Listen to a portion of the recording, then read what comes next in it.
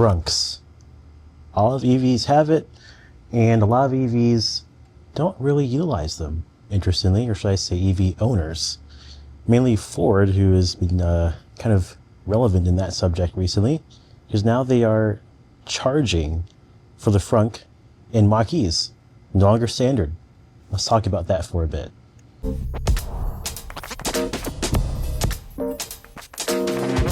Now, as much as I like to do a whole video sitting inside the Frunk here, I unfortunately injured my back a couple days ago, so I'm just going to stand out here for now. But yes, Ford now charges for frunks. Not this frunk, because they don't produce this truck anymore, which is a whole other topic. But the frunk in the Mach E is now not a standard option. Now, the reason I'm out here is I want to kind of talk about the practicality of frunks, and interestingly, why they would do this. And most of it's data driven, which is of course what companies are focused on these days. Data. Yeah, go ahead. There we go. So Ford's noticed that their owners weren't really utilizing the frunks in Mach E. And now it is now a $495 upcharge to add this to your vehicle. It's not gone completely, but it's not standard anymore.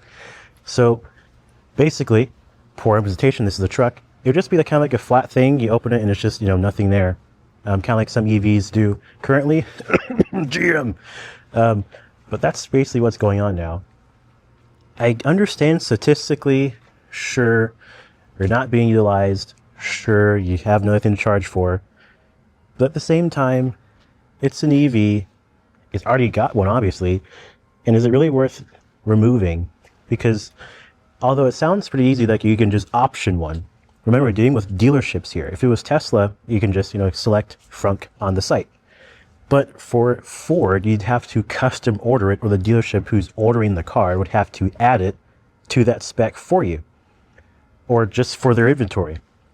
For example, this truck here, buying this truck was a pain for many reasons, but mainly due to my spec I wanted. This is a 25 flash, and ignore my messy garage. I wanted 3 specific things for this. I wanted the big battery inside.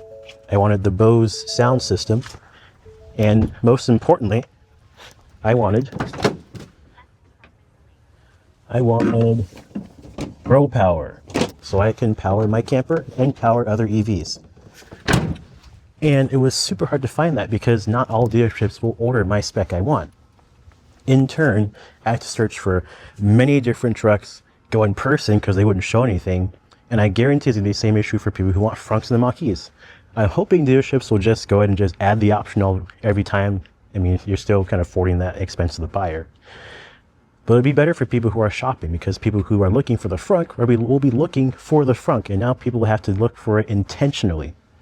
And that's where I think problems will happen. You'll have to find a dealership, find a car you like, looks perfect, no frunk. I dealt with this a lot with this, so I'm very passionate about that issue.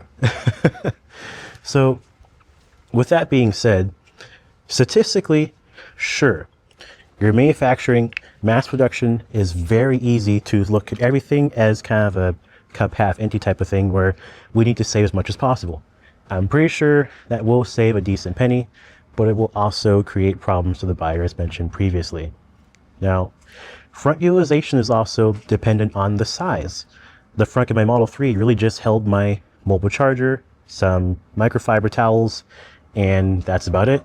You can fit groceries if you want to, but not really much. The frunk in this, come on. There we go. The frunk in here is huge. I put all my tools in here. I had to get them all out for this video so I could sit in it for the intro.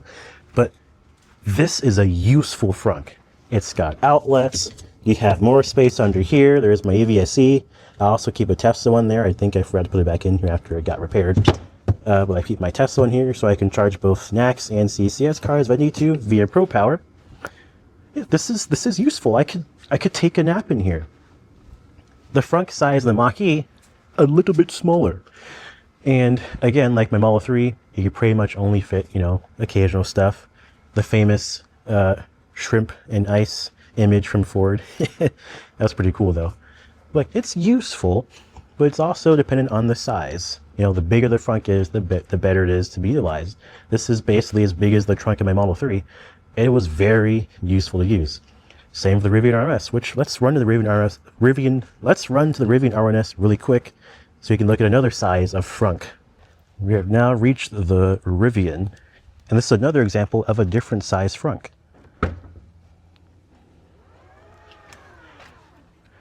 Pretty useful, don't you think?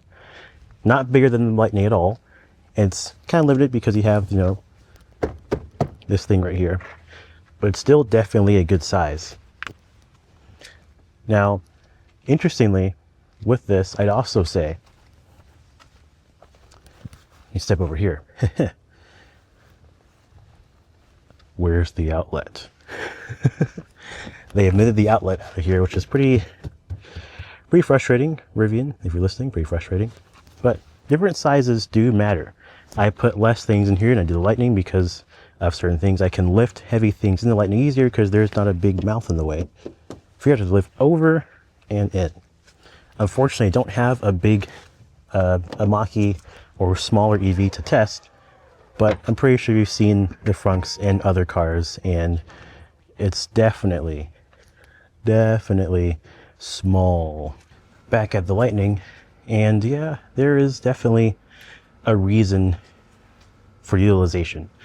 It's not just like people don't use frunks. Size is definitely important, and I really hope that I hope that other manufacturers don't do what Ford did. Again, it makes sense statistically, it makes sense money-wise, it makes sense numbers-wise, but I guarantee it's going to be an issue when it comes to purchasing, because unless dealerships spec it correctly, which unfortunately with EVs they never do, I think that will become a big issue for buyers. So when you're looking for a 2026 Mach E, you're going to have to look at the window sticker now and make sure it has a frunk for that additional $495 is going to be. It sucks. Unfortunately, that's the reality of certain automakers. Again, trying to get this with my Pro Power was very hard. Trying to get, because dealerships would be like, oh yeah, it's got Pro Power and it just has the one outlet in the back. Or it's got Pro Power and it just has the 2.4 versus the 9.6, which is what I wanted. And so, yeah, many reasons why not a big fan, but at the same time, again, numbers wise, I do see it. So that's pretty much it. Let me know what you guys think on this subject.